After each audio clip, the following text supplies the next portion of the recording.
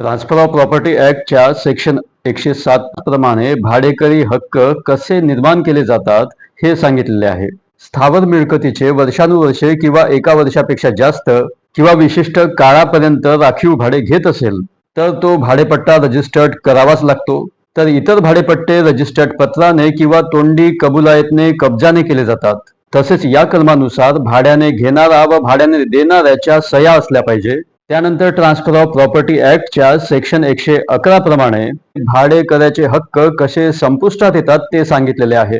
परंतु असे रेंट ॲक्टचे नाही. रेंट ॲक्टच्या कलम 16 प्रमाणे घरमालकाला कब्जा कसा मिळतो ते सांगितलेले आहे. त्याचबरोबर कलम 15 प्रमाणे भाड्याची रक्कम थकबाकी असेल तर कब्जा मिळतो हे सांगितलेले आहे. भाडेपट्ट्यावर भाड्याने देणाऱ्याने व भाड्याने घेणाऱ्याने या दोघांनी सही केली पाहिजे. वर्षानुवर्षे चालणारा किंवा एका वर्षापेक्षा जास्त काळ चालणारा किंवा 1 वर्षाचे भाडे राखून ठेवणारा भाडेपट्टा रजिस्टर्ड केलाच पाहिजे.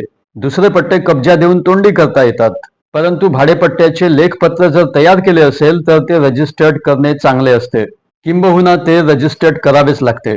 भाडे घेणाऱ्याचे व भाडे देणाऱ्याचे अधिकार व जबाबदाऱ्या या उभय पक्षात ठरलेल्या ठरावावरती अवलंबून असतात. परंतु ठरावात जर काहीच अटी ठरलेल्या नसतील तर मात्र येथे ट्रान्सफर ऑफ प्रॉपर्टी ॲक्टचे कलम 108 लागू पडते. म्हणून त्या लेखपत्रामध्ये प्रत्येक अट ही लिहून घेण्याची आवश्यकता आहे.